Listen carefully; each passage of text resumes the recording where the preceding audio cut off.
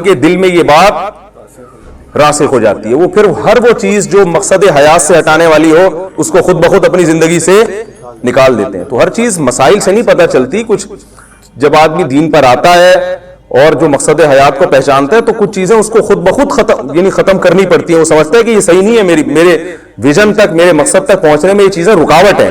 یاد رکھیں کھیل کے مخالف نہیں ہیں علماء، کھیلنا تو ضروری ہے، انٹرٹینمنٹ بھی جائز، جو تفریح ہے وہ میرے تو بیانات ہیں اس پہ جائز لو فری. ہم نے تو نام ایسا رکھا کہ آدھی انٹرٹین تو آپ نام صحیح ہو جائے نا، جائز لو فری، ٹھیک ہے نا. ہم تو کہتے ہیں صرف کھیل نہیں ہے، لو فری بھی کر سکتے ہیں آپ. لو فری پتہ ہے کسے کہتے ہیں؟ ایک ہوتی ہے تفریح، ایک ہوتی ہے لو فری. جب انسان کا دماغ تھک جاتا ہے دن بھر کام کر کے مختلف دماغی کام، تو اس کو تھوڑی بہت لو فری بھی کرنی. تفریح میں آپ جب گھر سے نکلتے ہیں تو آپ کو پتا ہوتا ہے میں کہاں جا رہا ہوں. لو فری میں جب آپ گھر سے نکلتے ہیں آپ کو پتا نہیں ہوتا، وہ لو فری ہے بھائی یار. آپ بالکل، کیونکہ جب آپ گھر سے نکلتے ہیں نا تفریح کے لیے، اس میں بھی ایک ٹینشن ہوتی ہے یار، اتنے بجے پارک پہنچنا ہے، اتنے بجے سوئمنگ پول پہنچنا ہے، اتنے بجے پتہ نہیں بند نہ ہو جائے، گاڑی بھگا رہا ہے، یہ بھی ٹینشن ہے. لکھ لو. ہم اب دبئی میں تھے، ہمارے ایک دوست نے ہمیں بلایا، اللہ ان کی عمر میں برکت دے. تو اب وہ صبح نکل رہے ہیں فلانے پارک جانے کے لیے، تو وہ اتفاق سے بند ہو گیا، لیٹ پہنچے. تو مجھے کہنے لگے یار، میں نے کہا بھائی میں جب نکلا تھا نا تو میرا مراد پکنک یا تفریح نہیں تھی، میری نیت لو فری کی تھی، ٹھیک ہے نا. ہم نے پہلے سے نیت کیا کر لی تھی؟ لو فری کی، کہ بھائی کوئی کام نہیں ہے یہاں، دماغ کو فریش رکھنا ہے تو ٹینشن نہیں لینی ہے. تو یہ ٹینشن بھی نہیں لینی ہے کہ اتنے بجے پارک پہنچنا ہے، بس نکل گئے، یہی لو فری. تو ہم تو اس کے قائل ہیں بھائی. تو آپ یہ نہ سمجھیں کہ کھیل کے خلاف ہیں، لیکن ہر چیز کی ایک لمٹ ہوتی ہے، حد ہوتی ہے، اور اس کو بہت زیادہ اہمیت. لو فری کے چکر میں آپ کروڑوں کا نقصان تھوڑی کرو گے، آپ اپنا ٹائم تھوڑی برباد کرو گے، جو اہم کام ہے وہ بھی آپ چھوڑ دو، ایسا تھوڑی ہوتا ہے. تو جلدی سے بات کو سمیٹ کے ختم کرتا ہوں. اللہ نے فرمایا کہ تمہارے پاس اس سوال کا جواب نہیں ہے، کیونکہ انسان کے پاس اس کا جواب نہیں ہے، لہذا کوئی زنا میں لگ گیا، کوئی شراب میں لگ گیا. آپ دیکھیں جو قوم دنیا میں جن کے ہاں بہترین نفسیاتی ڈاکٹر ہیں، ہمارے ہاں کے جتنے نفسیاتی ڈاکٹرز ہیں نا، ان میں جو زیادہ ماہر وہ ہیں جو یورپ سے پڑھ کر آئے ہیں. ایسا ہی ہے نا، میں نفسیاتی ڈاکٹروں سے ملا ہوں، جو یورپ سے پڑھ کر آئے نا وہ یہاں کے ڈاکٹروں کو مانتے ہی نہیں ہیں. وہ کہتے ہیں ابھی ان کو کیا پتا، وہ تو یورپ تو بہت آگے جا چکا ہے اس فیلڈ میں. لیکن کمال کی بات یہ ہے کہ جن ڈاکٹروں سے آپ پڑھ کر آ رہے ہو وہ اپنی قوم کی کو اسٹریس سے اور ڈپریشن سے نہیں نکال سکتے. سب سے زیادہ خودکشیاں ان کے یہاں ہو رہی ہیں، سب سے زیادہ ڈپریشن کی گولیاں وہ کھا رہے ہیں، سب سے زیادہ خودکشیاں ان کے یہاں ہو رہی ہیں. پہلے تو میں مذاق سمجھتا تھا، مجھے ایک صاحب نے بتایا، اور کہ میں نام نہیں لوں گا کسی کنٹری کا، انہوں نے بتایا کہ اتنی خودکشیاں ہو رہی ہیں کہ باقاعدہ ویب سائٹس بن چکی ہیں، کیونکہ جس چیز کی ڈیمانڈ ہوتی ہے نا تو لوگ وہ اسی کو بزنس بنا لیتے ہیں. تو اب خودکشی کرنے والے اتنے ہو گئے کہ انٹرنیٹ پہ بہت سے لوگوں نے اس کو بزنس بنا لیا ہے کہ کیا آپ مرنا چاہتے ہیں؟ اگر آپ کا جواب جی میں ہے تو ہمارے پاس آپ کو مارنے کے درج ذیل بہترین طریقے ہیں. اجتماعی سطح پہ مرنا چاہتے ہیں آپ جیسے اور بھی کچھ ٹینشن زدہ لوگ ہیں تو اس کا بھی ایک الگ سے انتظام ہے. اور اگر آپ اکیلے مرنا چاہتے ہیں اور گارنٹی کے ساتھ مریں گے، آپ بتاؤ یار، وہ قومیں، آپ کو پتہ ہے دنیا میں نام نہیں لینا چاہتا، آج کل میرے باہر سفر بھی ہو رہے ہیں تو بعض دفعہ خطرہ ہوتا ہے کہ وہ کہیں گے ہم ادھر تو ہمارے بارے میں یہ بول رہا تھا، اب ویزا لینے آ گیا. تو ایسے ملک جو ٹینشن فری ہیں لیکن انہی میں سب سے زیادہ ٹینشن ہے. وجہ کیا ہے کہ جو چیز جس کے لیے بنی ہوتی ہے اگر آپ اس کو اس کے علاوہ کسی اور کام میں لگاؤ گے تو یہ فطرت سے بغاوت ہے یا نہیں ہے؟ اور نیچر سے جب آپ بغاوت کرتے ہو تو کبھی بھی سکون نہیں ملتا. دیکھو شیر جو ہے نا جنگل کا بادشاہ، اسے چڑیا گھر میں جنگل والا ماحول دینا پڑتا ہے، ایئر کنڈیشن اور صوفے لگا کے اس کو سکون نہیں ملے گا.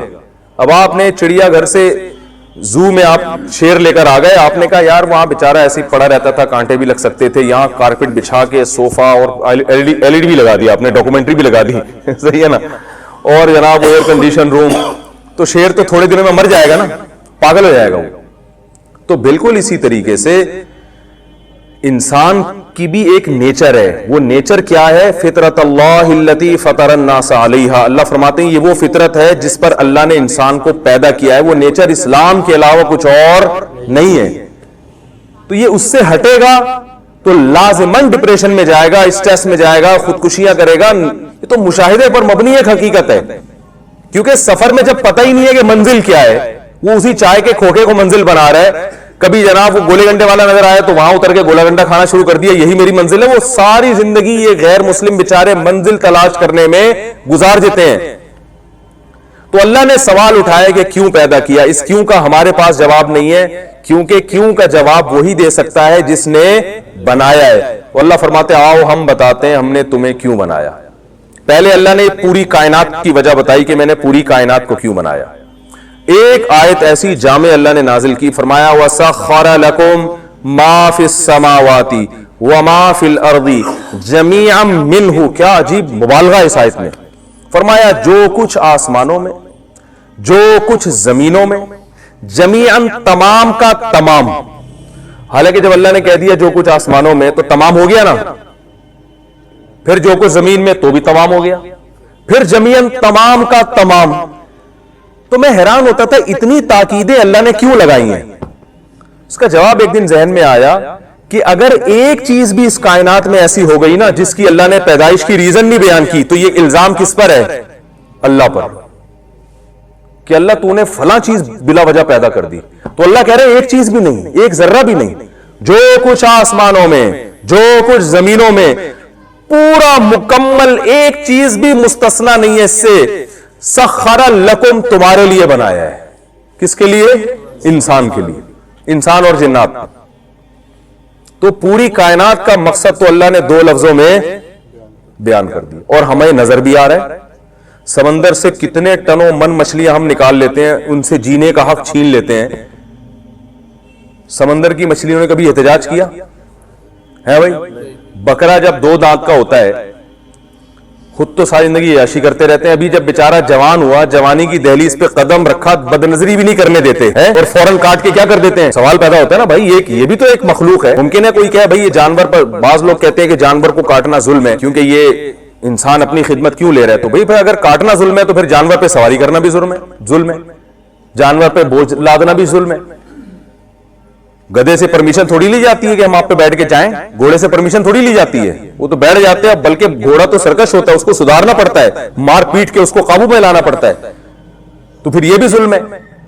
لیکن اگر یہ ظلم نہیں ہے، اس لیے اس کا کیوں جواب اس کا یہ کہ بھئی یہ گھوڑا گدھے کس کے لیے پیدا کیا اللہ نے؟ ہمارے لیے، تو پھر کاٹ کے کھانا بھی ظلم نہیں ہے۔ تو ہمارے لیے کا مطلب ہے اللہ نے فرمایا جس طرح سے چاہو فائدہ اٹھاؤ، یہ پوری کائنات بنی کس کے لیے ہے؟ تمہارے لیے۔ اگر یہ جواب غلط ہے تو بھائی اس کے مقابلے میں کوئی دوسرا جواب لے کر آؤ۔ دوسرا جواب، بعض دفعہ کسی کے دعوے کی بہترین دلیل یہ ہوتی ہے کہ اگر یہ دعویٰ غلط ہے تو صحیح دعویٰ پیش کر دو۔ بھائی آپ سمجھ رہے ہیں کہ نہیں سمجھ رہے؟ بھائی میں آپ سے کہتا ہوں آپ نے میرے 1 لاکھ روپے کھائے ہیں، آپ کہتے ہیں نہیں 1 لاکھ نہیں کھائے، آپ کہتے ہیں پھر بتا دو کتنے کھائے ہیں، کہہ رہے پتہ نہیں کتنے کھائے ہیں، تو پھر عدالت میری بات مانے گی نا، یا تو تم کوئی فگر بتاؤ بھائی، 1 لاکھ نہیں 1.5 لاکھ بولو، 2 لاکھ بولو، آپ خود بھی کوئی دعویٰ نہیں کر سک رہے تو پھر مدعی کے دعوے کو مانا جاتا ہے۔ تو اللہ فرما رہے ہیں کہ اگر میرا یہ دعویٰ غلط ہے تو پھر تم بتا دو کیوں پیدا کیا بھائی؟ ساری کائنات کس کے لیے بنائی میرے بھائی؟ اس میں کچھ اشکالات ہوں گے کہ بھئی یہ تو اس کائنات میں تو نقصان دہ چیزیں بھی ہیں، وہ ایک الگ ٹاپک ہے کہ کوئی چیز کائنات میں بیکار نہیں ہے، وہ نقصان بعض دفعہ پہنچا دیتی ہیں لیکن ان کو پیدا نقصان پہنچانے کے لیے نہیں کیا گیا۔ ہر چیز کائنات میں کچھ نہ کچھ اپنی ذمہ داری پوری کر رہی۔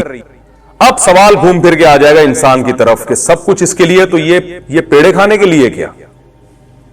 جو آدمی مذہب کو فالو نہیں کرتا وہ اپنے عمل سے بتاتا ہے کہ ساری کائنات میرے لیے، اور میں ابھی جو میں نے لفظ بولا ہے اس کو ریپیٹ کریں نا بھائی، جو نائٹ کلب میں جا رہا ہے، جو شراب پی رہا ہے، جو نمازیں ضائع کر رہا ہے، وہ اپنی منمانی زندگی، خلاصہ یہ کلچر کو فالو کر رہا ہے، اپنی منمانی زندگی جو گزار رہا ہے، تو بزبان حال کہہ رہا ہے کہ اللہ نے ساری کائنات کو میری خدمت کے لیے لگایا اور مجھے کس کے لیے؟ پیڑے کھانے کے لیے۔ جیسے جنگل میں کچھ لوگ جا رہے تھے نا، مشہور واقعہ ہے، بھائی لکڑیاں کون جمع کر کے لائے گا؟ سب ایک نے کہا میں، بھئی آپ لے آؤ، نہیں میں یہ کام نہیں کر سکتا، مجھے کوئی تکلیف ہے، بوجھ نہیں اٹھایا جاتا۔ اچھا چلو پھر آپ ایسا کرو کہ آپ جو ہے نا پیاز کاٹ دینا، پیاز کاٹنے سے بھئی میرے آنکھوں سے کیا آتے ہیں؟ آنسو آتے ہیں۔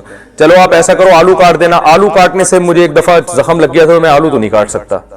اچھا پھر آپ ایسا کرو کہ چولہا جلا دو، بھائی چولہے جلانے میں پھونک مارنے میں پھونک نکل جاتی ہے آدمی کی، میں کوئی سلینڈر تھوڑی ہوں جو اتنی پھوکے نکالوں. تو سارے کوئی بھی کام نہیں کر رہا, وہ اپنی ذمہ داری پوری نہیں کر رہا, لیکن جب کھانا لگتا ہے تو آ کے بیٹھ جاتا ہے. تو ایسے آدمی کو کہتے ہیں کیا تو پیڑے کھانے کے لیے آیا یہاں پہ؟ ایک دفعہ جب کرے گا, 2 دفعہ کرے گا, تیسری دفعہ جب کرے گا تو تانا کیا ملتا ہے, او بھائی تو یہاں پیڑے کھانے کے لیے آیا, کام تو کوئی کرتا نہیں ہے.